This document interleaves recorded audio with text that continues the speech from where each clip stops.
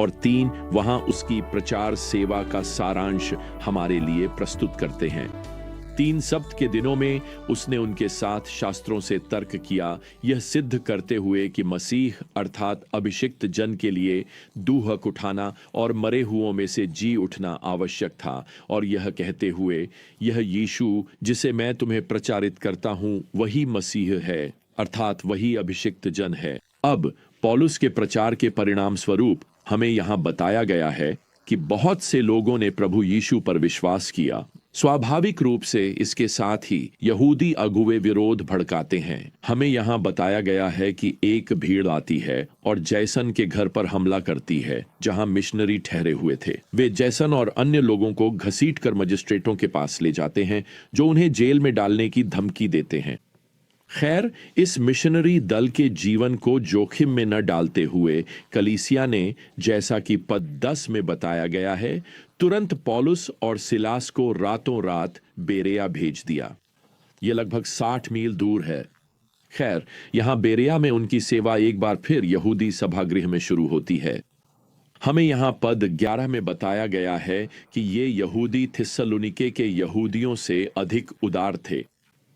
उन्होंने पूरे उत्साह के साथ वचन को ग्रहण किया और प्रतिदिन शास्त्रों की जांच करते थे कि क्या ये बातें सच हैं।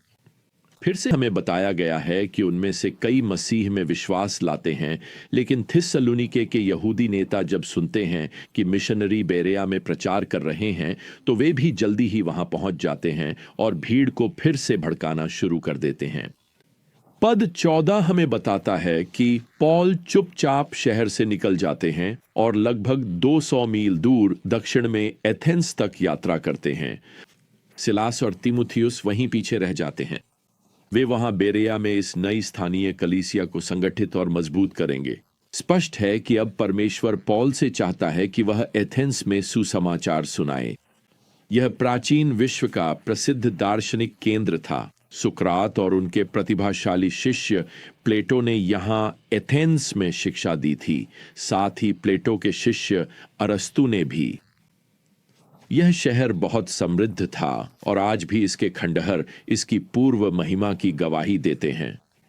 एथेंस मूर्ति पूजा का केंद्र भी था, और जब पौल सिलास और तीमुथियुस के आने का इंतजार कर रहे थे तो अब पद 16 हमें बताता है कि पौल की आत्मा भीतर से व्याकुल हो उठी जब उन्होंने देखा कि शहर मूर्तियों से भरा हुआ है।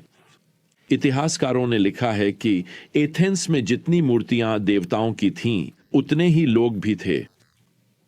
पौल समय बिल्कुल भी बर्बाद नहीं करने वाले हैं।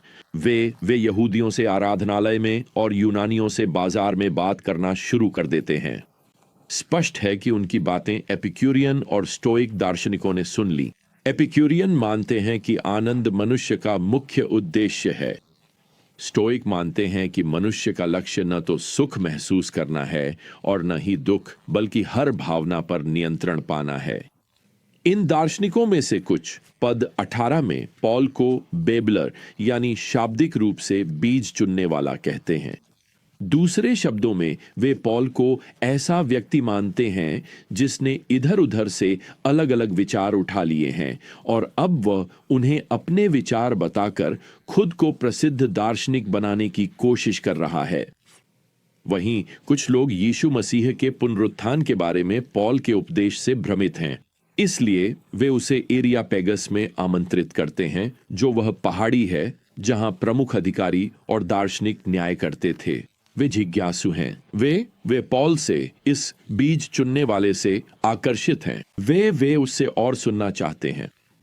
पौल उनके साथ एक सेतु बनाना शुरू करता है और वह इसे बहुत ही विनम्र शुरुआत के साथ करता है। यहां पद 22 में पौल कहता है, मैं देखता हूं कि हर तरह से आप लोग बहुत धार्मिक हैं। फिर वह एक विशेष वेदी का उल्लेख करता है जिसे उसने एथेंस में देखा था। एक वेदी जो एक अज्ञात या अज्ञात देवता को समर्पित थी। ऐसा लगता है कि एथेनियाई लोग किसी देवता को नजरअंदाज करने से इतने डरते थे कि उन्होंने उस देवता के लिए भी वेदी बना दी जिसे वे शायद नहीं जानते थे।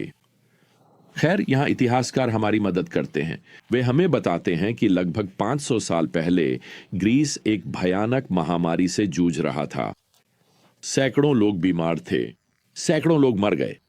लोग इलाज के लिए बेताब थे, इसलिए उन्होंने सभी देवताओं को बलि चढ़ाना शुरू कर दिया, लेकिन कुछ भी काम नहीं आया। आखिरकार क्रीट के एक प्रसिद्ध कवि एपिमेनिडीज ने एक योजना बनाई। वह उसी पहाड़ी पर गया, इरोपागस, जहां पॉल अभी प्रचार कर रहा है, और वह वहां भेड़ों के झुंड के साथ गया। उसने भेड़ों को घूमने के लिए छोड़ दिया, और जब भी कोई भेड़ बैठ जाती तो उसे पास के मंदिर के देवता को बलि चढ़ा दिया जाता।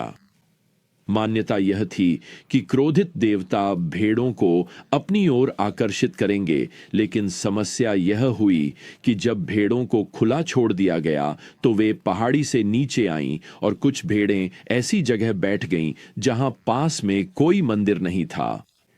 लोगों को समझ नहीं आ रहा था कि क्या करें, इसीलिए सभी धार्मिक पक्षों को ध्यान में रखते हुए उन्होंने वहीं एक वेदी बनाई और उसी स्थान पर भेड़ की बलि चढ़ा दी।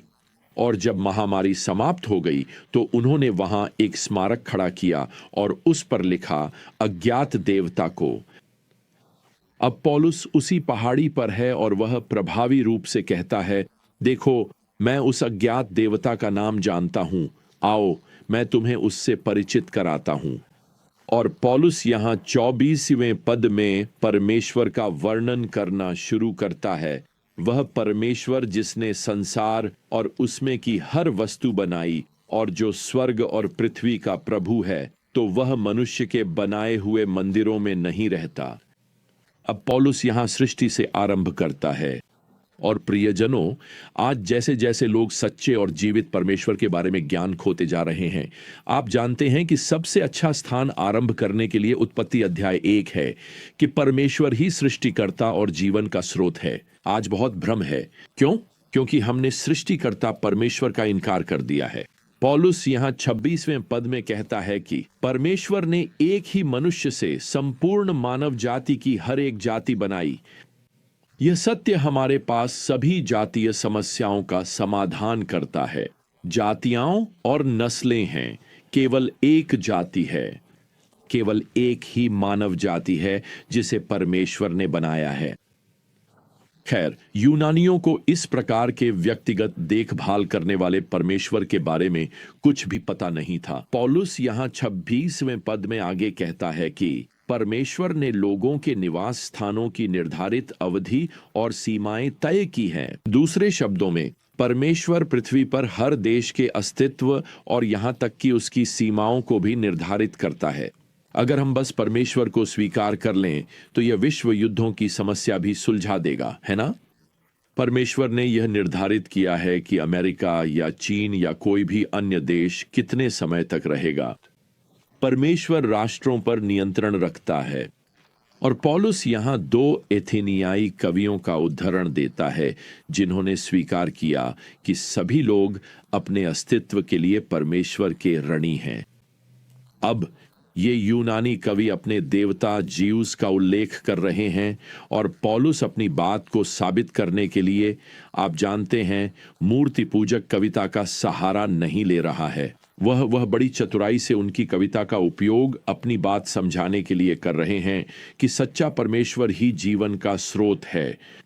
मानव जाति जानती है कि सृष्टि के पीछे कोई दैवी शक्ति है, और वह कहता है, आइए मैं आपको उस परमेश्वर से मिलवाता हूं जो अकेले सृष्टिकर्ता हैं। तो सच्चे और जीवित परमेश्वर का परिचय देने के बाद पौलुस मूल रूप से निष्कर्ष पर आता है, जो यह है कि चूंकि एक सृष्टिकर्ता परमेश्वर है और आप उसी के द्वारा बनाए गए हैं, तो आप उसके प्रति जवाबदेह हैं। और मैं आपको बता दूं प्रियजनों, यही कारण है कि लोग एक सृष्टिकर्ता परमेश्वर में विश्वास नहीं करना चाहते। वे जानते हैं कि इसका मतलब है कि वे उसके प्रति जवाबदेह होंगे, एक दिन उन्हें उसके सामने खड़ा होना पड़ेगा। और पौलुस ठीक इसी बात पर यहां पद 21 में निष्कर्ष निकालते हैं। परमेश्वर ने एक दिन निश्चित किया है जिस दिन वह संसार का न्याय धर्म के साथ उस मनुष्य के द्वारा करेगा जिसे उसने नियुक्त किया है, और इस बात का प्रमाण उसने सबको दिया है, उसे मरे हुओं में से जिलाकर। दूसरे शब्दों में, परमेश्वर ने उनके पिछले अज्ञान को अनदेखा किया है। अर्थात उसने अभी तक उन्हें न्याय के लिए नहीं बुलाया है, लेकिन उन्हें पश्चाताप करना चाहिए, क्योंकि यीशु जो मरे हुओं में से जी उठे, वही परमेश्वर मनुष्य एक दिन संसार का न्याय करेंगे। अब जानते हैं, पौलुस यहां कोई दार्शनिक बहस नहीं कर रहे हैं। वह जीवित उद्धारकर्ता का सुसमाचार घोषित कर रहे हैं और उन्हें आने वाले न्याय के बारे में चेतावनी दे रहे हैं। यह ऐसी बात है जिसे हमें याद रखना चाहिए प्रियजनों। सुसमाचार कोई विकल्प नहीं है, यह एक अंतिम चेतावनी है। तो पौलुस के उपदेश को यहां इस प्रकार संक्षेप में बताया जा सकता है। एक ही परमेश्वर है, एक ही मानव जाति है, एक ही उद्धारकर्ता है और एक ही न्यायी है जो एक दिन संसार का न्याय करने आएगा। आप देखिए, पौलुस यह स्पष्ट करते हैं कि बहुत सारे देवता नहीं हैं, बल्कि केवल एक सच्चा परमेश्वर है। फिर इस सच्चे परमेश्वर तक पहुंचने के लिए बहुत सारी राहें नहीं हैं, बल्कि केवल एक ही राह है, और वह राह है जीवित मसीह। इसका प्रमाण है उसकी खाली कब्र। खैर, पौलुस के संदेश पर प्रतिक्रियाएं अलग अलग हैं। हमें यहां बताया गया है कि कुछ लोग उनका मजाक उड़ाते हैं, कुछ जिज्ञासु हैं और वे और सुनना चाहते हैं, और कुछ विश्वास करते हैं। आप जानते हैं, जो लोग मुझे अभी सुन रहे हैं वे भी इसी तरह प्रतिक्रिया दे रहे हैं। तो आप क्या सोचते हैं? क्या आप सुसमाचार का मजाक उड़ाते हैं? क्या आप टाल मटोल कर रहे हैं? या शायद आप जिज्ञासु हैं, आप थोड़ा और सुनना चाहेंगे। खैर, मैं प्रार्थना करता हूं कि आप आज अपने सृष्टिकर्ता परमेश्वर के सामने समर्पण करें और उसके पुत्र यीशु को अपना उद्धारकर्ता स्वीकार करें। और अगर आपने यह नहीं किया है तो आज आगे मत बढ़िए, अभी यही कर लीजिए। तो जब तक हम फिर से यात्रा शुरू न करें, प्रभु यीशु मसीह का अनुग्रह, परमेश्वर का प्रेम और पवित्र आत्मा की संगति आप सभी के साथ बनी रहे। आमीन।